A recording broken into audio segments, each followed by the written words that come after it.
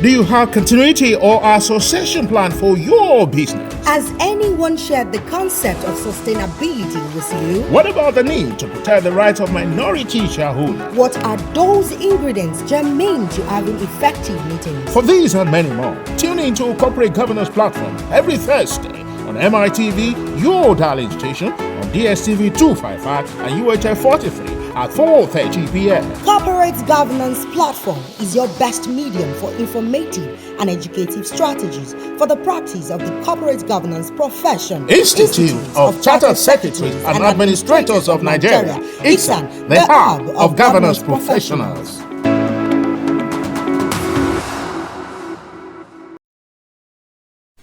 Hello and thanks for joining your favorite program on TV, Corporate Governance Platform. The program is proudly brought to you by the Institute of Chartered Secretaries and Administrators of Nigeria, ICAN, the hub of governance professionals. And we are reaching you live from MITV in Lagos. I am Dr. Tunde Odeyemi, and in today's program, we are going to be having conversation on the roles of regulators in corporate governance monitoring and enforcement. And of course, to lead in the conversation is a very distinguished lawyer and a member of the Institute of Chartered Secretaries and Administrators of Nigeria, Mr. Toyin Adenuga, ACIS. Mr. Adenuga is a graduate of law from the University of Lagos. He holds a Master of Law degree from the University of Warwick, Coventry, United Kingdom in 2007. He attended the Lagos Business School Senior Management Program 80 course between 2001 and 2021 and 22, and was elected as the inaugural General Secretary of the Lagos Business School Senior Management Program 80 set. Mr. Adenuga practiced law in some of the finest Nigerian law firms, such as Adepetu, Casting Martins and Agbo, now known as Denton ACAS Law, CG Shoeton and Company, and Alex Legal Practitioners and Arbitrators. Toyin is a member of the Nigerian Bar Association, International Bar Association, and Society for Corporate Governance Nigeria. He is an associate Institute of Chartered Secretaries and Administrators of Nigeria, associate Toronto Center, associate Institute of Capital Market Registrars, fellow Association of Enterprise Risk Management Professionals, participant at the United States Securities and Exchange Commission, International Institute for Securities, Markets, Growth and Development. Also a participant at the International Organization for Securities Commission, trading seminars, and a resource person for Nigerian Exchange Group X Academic Training Initiatives. Toyin is a member of the Governance Practitioners Committee of ICAN and a member of Nigerian Bar Association Lagos Branch Committee on Continuing Legal Education. He was Warwick University Nigerian Alumni Association's inaugural General Secretary between 2011 to 2019 and is currently the head of rules and adjudication of the Nigerian Exchange Group. Mr. Adenuga, it's nice to have you on Corporate Governance Platform. Thank you, sir. And we are going to be discussing something that is very relevant, and I want to believe that our viewers will love to join in today's conversation. We are going to be discussing the roles of regulators in corporate governance, monitoring, and enforcement. And for our viewers to be part of the program, you only need to send a text message to make a comment or ask question. Send your text message to 080-2323-1287. I'll take that number again, 080-2323-1287. Please only text message for comments or question. Please no phone call. Yeah, Mr. Adenuga, I would like to kickstart this conversation by asking you, who are the regulators in the context of corporate governance in Nigeria? Thank you very much, Mr. Moderator. In the context of corporate governance in Nigeria, the Financial Reporting Council Act, as you know, established the Financial Reporting Council, and it placed an obligation on the Financial Reporting Council to establish standards of corporate governance in Nigeria, ways of monitoring corporate governance practices, and ensuring that they are enforced. And it does this in conjunction with sectoral regulators. Okay. They are very, we know them. You have the Central Bank of Nigeria, the Securities and Exchange Commission, the National Insurance Commission, NICOM, the National Pension Commission, the Nigerian Telecommunications Commission, NGX Exchange Group PLC, which used to be known as the Nigerian Stock Exchange, All right. and of course the Corporate Affairs Commission. So these bodies are the regulators with regard to corporate governance monitoring in Nigeria. Okay, why is it that the issue of monitoring compliance is relevant in corporate governance? Monitoring compliance is very relevant because it helps you know which businesses have been behaving in an appropriate manner with regard to their obligations under good corporate governance.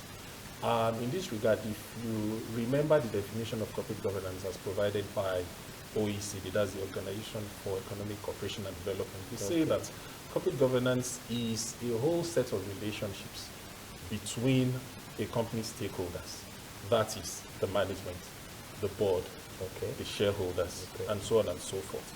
So how this is connected to the conversation is that we want to see that all those stakeholders, a company is maintaining its relationship with them in accordance with good corporate governance standards. And by the time you comply with these good corporate governance standards, you get the trust of your stakeholders. You avoid maybe fines and penalties. You are in a situation to attract better investment, and so on and so forth. So it's apt to say that compliance should be monitored, right? Yes, compliance should be monitored because it helps you identify those businesses that are complying with the rules and laws and regulations of the regulators in their sector, in their businesses, their industries. And then they let you know if, for example, you're a person who is trying to invest, or you're a person who is trying to do research, or you're trying to find information about best practices in that industry. They help you identify those businesses that are the best. It also helps businesses or companies to identify where they have problems and where they need to review and make corrections. Okay, earlier on you actually listed a lot of regulators, Yes. among which are the I want to be specific with Exchange Commission, the Nigerian Security and Exchange Commission, SEC, Yes. the Nigerian Exchange Group, Yes. Corporate Affairs Commission, and Financial Reporting Council. Yes. Now, what specific roles do they play in ensuring compliance with the governance code, regulations, and the laws that guides corporate governance? The role they play is to ensure that operators and practitioners within their industry, within their sectors, comply with the corporate governance code and the provisions enshrined in the corporate governance code. For example, if you look at the corporate governance code, for example, if you go through, you would find that it contains about 28 broad principles and about 200 and something practice areas or recommendations for you to follow. Now, these recommendations are there and they help you to improve your operations. For example, if you look at a business like the NGX, for example, regulates its market through NGX Regulation Limited. Okay, it's one of the sectoral regulators that will help to ensure that those provisions in the Code of Corporate Governance are properly monitored and are enforced. They help to make sure that companies, public companies, for example, the SEC is the apex regulator for public companies and also companies in the capital market. So they help to ensure that every company in the capital market, listed companies, public companies, stockbroking firms, all those companies that are licensed to operate in the capital market, all of them comply with the codes of corporate governance. When you look at CAC, for example, you see that every company that does business in Nigeria has to be incorporated at CAC. CAC too, CAC enforces the Companies and Allied Matters Act, which is CAMA. CAMA also contains certain provisions on corporate governance. When you have things like board meetings, AGMs, committee meetings, all those provisions in that regard, all of them are an offshoot. Corporate governance is an offshoot of those provisions in CAMA. So those are the responsibility of those companies, those bodies, I mean, with regard to corporate governance practice. Okay, let me now take it up on the issue of corporate governance code. Yes. The corporate governance code is voluntary. It's not mandatory. Now, of what use is monitoring compliance when it is voluntary and not mandatory? It is very important. And the reason is this. You find that companies view those corporate governance codes, as some of them who are very smart lawyers, practitioners would say, oh, this thing is not compulsory, don't look at it. But they forget that certain stakeholders will benchmark what they are doing, will benchmark what is happening in the best jurisdictions, in the best entities, with the best regulators, with the best regulations, with the best laws globally, with what is happening within your own system, within your company. So it is important, even if you say that they are not important, they are not compulsory. You would find that in the past, sectoral regulators, all of them had issued different codes for their own sectors and their own industries. And then you now had the NCCG code. But even after the NCCG code was issued, it was found that it will amount to a one-size-fits-all treatment for all the companies. For the Nigerian Code of Corporate Governance. Okay. If everybody were to, try to comply with that. Yes, compulsorily the way it is. That is why you now have the principle called apply and explain. So the principle of apply and explain is that you will take the Code of Corporate Governance, you will apply to the best of your ability within your structure and your own, what you have in your business, your structure and your size and your operations and your industry. And then those things that you are not able to comply with, you will say the reason why you're not able to comply with it. For example, if they say that you're supposed to have so and so number of committee members, and you say, my whole capital is this, I have so and so number of committee members, they are qualified in these areas, they are able to do this is what they are able to do, they comply with this and that. So you've complied. And you're also explaining. So it gives some flexibility with regard to what you are doing. So what is important is that you don't believe that because they say it is not compulsory, then you ignore it. No. You will find that a number of one or two companies that have left the exchange still maintain those standards. Because even though they have left, even though they have not been monitored. Even though they are not being monitored. Okay. They still maintain those standards because they know that certain other stakeholders will continue to benchmark what is expected of them with those standards. Oh, wonderful, wonderful. So it helps you to imbibe in yourself good, badge, gold standards that anytime anybody meets with you, they know that yes, although this person is no longer a listed company, although this person is no longer a public company, he still maintains those standards that you'd expect to see in those companies. Okay, we know of the Nigerian Code of Corporate Governance 2018, which you have actually explained why it is necessary for it to be monitored, why compliance is important to be monitored. There are the sectoral codes. For instance, the CBN, you mentioned earlier, the PENCOM, the NICOM, they also have their own sectoral codes. Yes. Now, what role do the regulators in this area play to also ensure that compliance with governance code, regulations and law are being followed strictly? So, you would remember that at the outset I said that the Financial Reporting Council had an obligation to ensure that corporate governance codes are properly entrenched in businesses, in public and private sector. So this from their acts? Yes, from the Act, Financial Reporting Council. Acts. So on the basis of that Act, they had an obligation to draw up the NCCG 2018, the Nigerian Code of Corporate Governance. So what those sectoral regulators have to do is that they have an obligation to assist the Financial Reporting Council in enforcing the provisions of the Nigerian Code of Corporate Governance on practitioners and operators within their spheres of influence and within their jurisdiction and within their sectors and industries. That, simply put, is their responsibility. So they also, where necessary, they impose fines. Where necessary, they give warnings. Where necessary, they publish names of, entities that have behaved in the wrong way. When necessary, they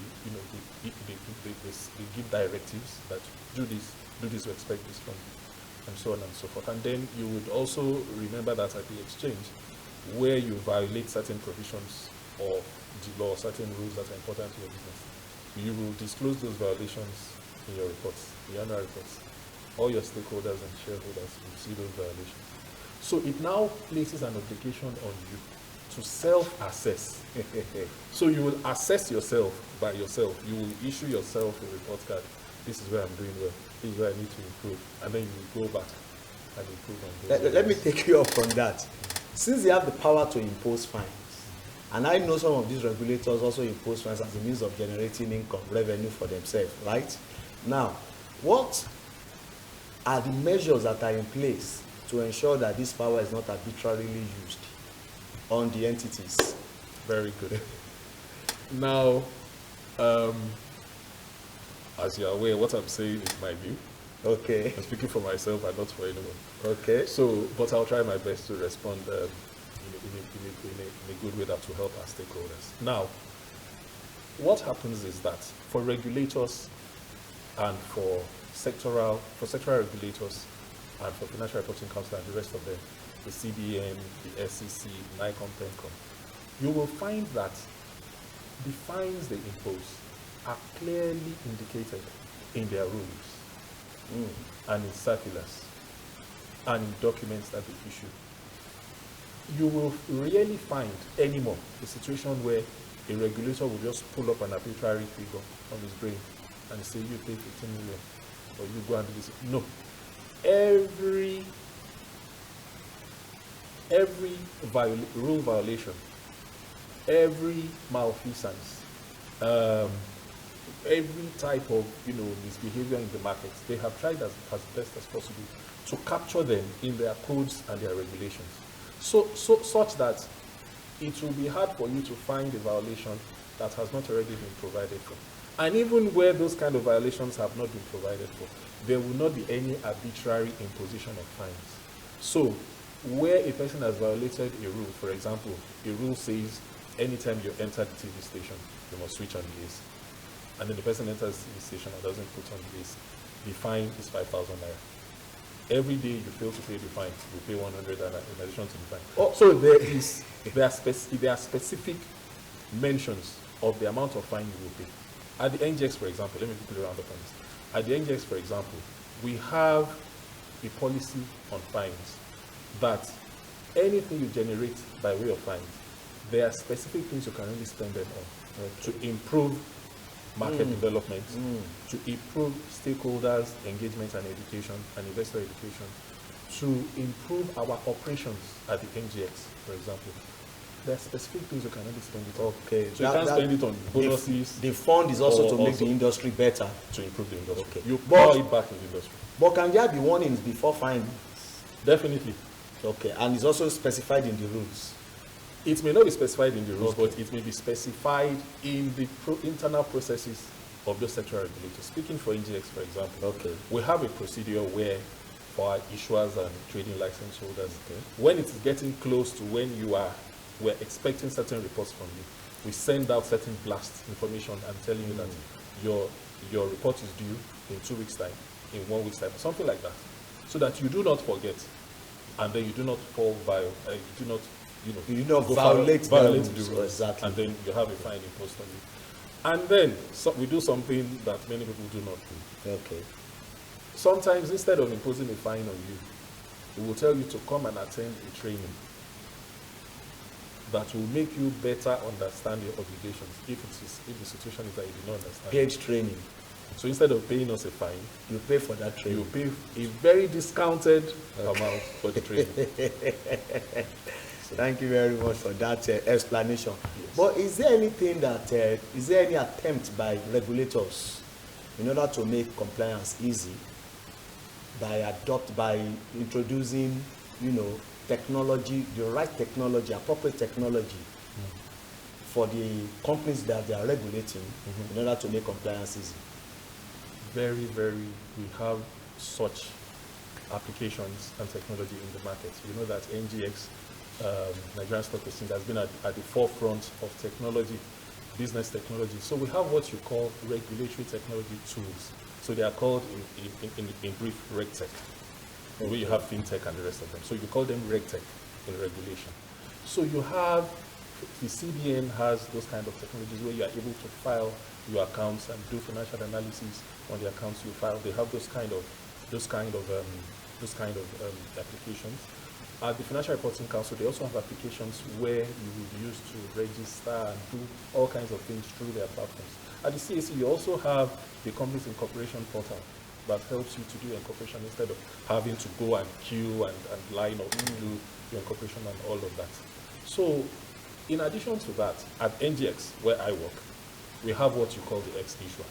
So the X-Issuer is the issuers portal, through which our issuers, that's listed companies, file their reports, file notices to the public, and through which they are able to provide responses where the exchange says, what is your view on this? Inform the market about this. There has been a rumor about this. Inform the market about it, and so on and so forth. It helps to avoid things like information asymmetry. In the distant past, you had situations where people would have brought some information to the markets, and then people are not aware of what is happening at the exchange, and they go about formulating things that are wrong. So once that thing is provided through the portal, it goes at the same time into the market, and everybody sees it at the same time. Fantastic. Yeah. I'm very sure as NGS is doing it, other regulators are also, they have their own right technology to do it. Yeah. Now, I've been expecting comments and questions on this beautiful conversation, but I'm here to get one. So if you are just joining us, it's Corporate Governance Platform, and we are discussing the roles of regulators in corporate governance monitoring and enforcement. And I have Mr. Toyi Adenuga ACIS in the studio leading in the conversation. So if you have questions or comments, please kindly make it available via SMS, text message only, to 080-2323-1287. The number again is 080-2323-1287. Now, while we are waiting for comments from our viewers, there is this concept, box ticking. I want to ask a question on that. What does the term box ticking mean in the context of compliance? Box ticking is simply an automatic manner of complying with regulations. Okay, this is what I mean by automatic. If, let's say, for example, let's use the 10 Commandments, for example. Okay, 1, 2, 3, 4, 5, 7, 8, 9, 10, and it says, "Thou shalt not this, that." And you just go and start saying, "I didn't do this, I didn't do this, I didn't do this, I didn't do this, I didn't do this." Meanwhile, there are certain things that you ought to have done in addition that would have made your declaration of not doing A, B, and C stand on a much firmer footing. What it means is this: box ticking is only a means of generating data. So I've complied A, B, C, D, and E. But what is important is that have you imbibed and entrenched those regulations, those corporate governance standards within your system? If, for example, we say you must hold, as a PLC, you must hold 4 quarterly meetings, 4 board meetings in a year. And then, under the law, your board can meet anywhere in the world. So, and then, because your directors met in Dubai for shopping, they sit down for 3 minutes. Okay, we had the board meeting, we drink their champagne and they go. Who is going to prove that they didn't meet? However, have they imbibed the culture of sitting down, sending down notices, drawing up a good agenda at a meeting, discussing important issues? So when we say box ticking, it's just an automatic way of saying we have complied with things without imbibing. Is that why it is negative in corporate governance? It is negative because, like I mentioned earlier, you don't fully imbibe what you need to imbibe. Okay. So you now get, you have what you call principle-based approach to compliance and rules-based approach. Principles-based approach to rulemaking and rules-based approach. Principle-based approach is that we tell you something, we give you principles, like the principles of the Code of Corporate Governance. Okay. And then it is flexible enough for you to apply them and explain where you have not applied. It's flexible enough for you to be able to bring it and accommodate, situate it appropriately within your business structure, your size, and your operations, as opposed to a one-size-fits-all example that rule-based approach does. So that is why box ticking, which is basically like just ticking the rule-based, box. You understand? is not as good as the other type. Okay, thank you very much. That was fantastic. Now, how would you rate regulators, Nigerian regulators, when you compare Nigerian regulators with regulators in the advanced countries in terms of efficiency? How would you rate Nigerian regulators? I would say that Nigerian regulators are faring well if you consider our circumstances, our economy, their funding, stakeholders' expectations, sophistication, and so on and so forth. And I will also say that they're usually, the ones I have dealt with, they're usually willing to receive constructive criticism such that they are able to improve their processes and procedures. They're also willing to collaborate with stakeholders that are willing to work with them. Anytime you find people who are willing to cooperate with people who know better than them, who are able to get better, provide means of doing things better than they do it, and they are willing to work with those people, it is rare for those kind of regulators not to do well. So that is my view. Of course, they have their own shortcomings. So, thank you very much, Mr. Toyin Adenuga. We can't take more questions. I've loved us to continue with the conversation, but we are limited because of time. And that is going to be a wrap on corporate governance platform. Thank you very much, Mr. Adenuga, for coming on the show and for sharing your thoughts on the roles of regulators in corporate governance monitoring and enforcement. We invite you to join us next week, same station, same time. And on behalf of my producer, Adegboye Galabiran, and my technical director, Abib Adejobi, I am Dr. Tunde Odeyemi, saying bye for now.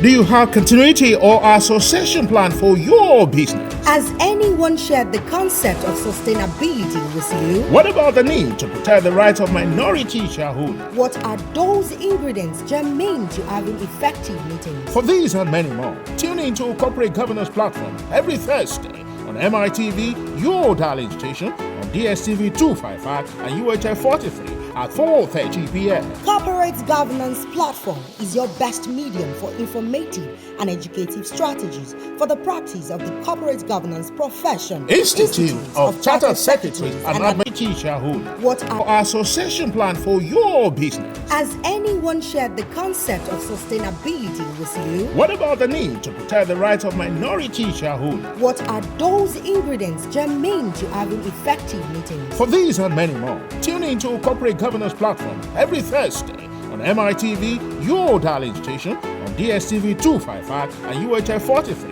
at 4:30 p.m. Corporate Governance Platform is your best medium for informative and educative strategies for the practice of the corporate governance profession. Institute of Chartered Secretaries and Administrators of Nigeria, ICAN, the hub of governance professionals.